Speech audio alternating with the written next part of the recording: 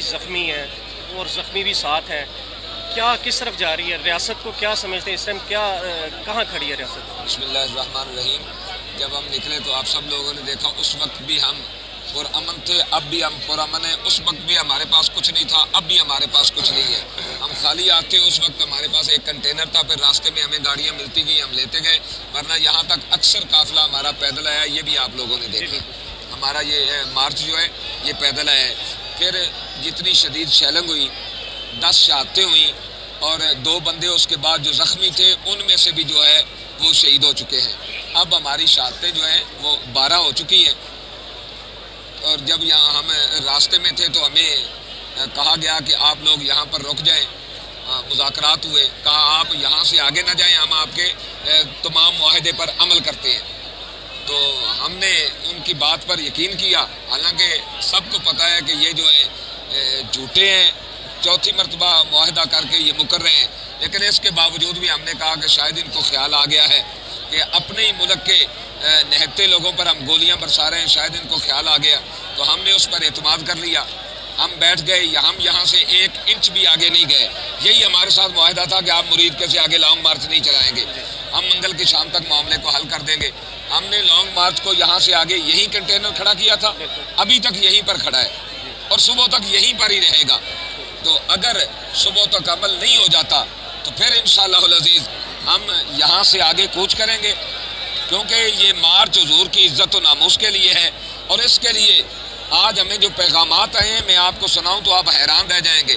ماؤں بہنوں بیٹیوں کی طرف سے ہمیں پیغام آیا کہ ہم اپنے زیور بھیج رہی ہیں، آپ ان کو بیچ کر خرچ کریں۔ ہم نے کہا ابھی آپ کے زیوروں کی ضرورت نہیں ہے، ابھی رسول اللہ کے عاشق میدان عمل میں موجود ہیں۔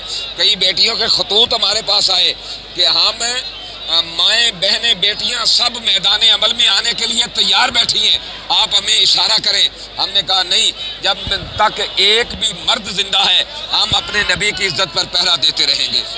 وہ فرانس ہو یا کوئی اور خنزیر ہو، جو بھی ہمارے آقا کے خلاف بولے گا ہم اس کے خلاف میدان عمل میں آئیں گے۔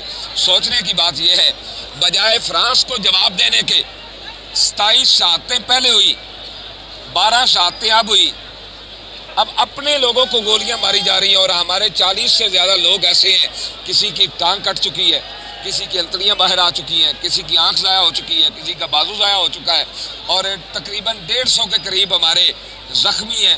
اس کے علاوہ جو عام زخمی ہیں اور جو معذور ہو چکے ہیں کسی نہ کسی اپنے عضو سے، وہ تقریباً 40 کے قریب ہے۔ تو اتنا ظلم ڈھایا گیا، اس کے باوجود بھی ہم ان پر اعتماد کر کے یہاں پر بیٹھ گئے۔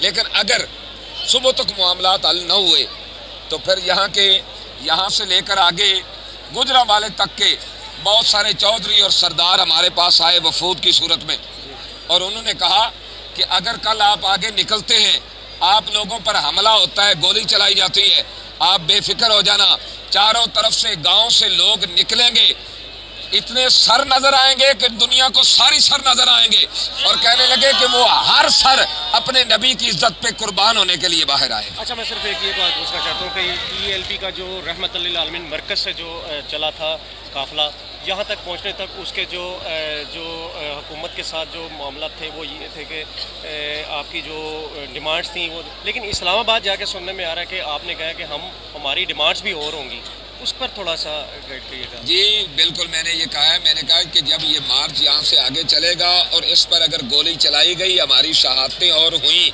تو پھر معاہدہ یہی نہیں ہوگا، پھر انشاءاللہ العزیز اس حکومت کو بھی گھر جانا پڑے گا، کیونکہ مر جائیں گے، ظالم کی حمایت نہ کریں گے، احرار کبھی ترک روایت نہ کریں گے۔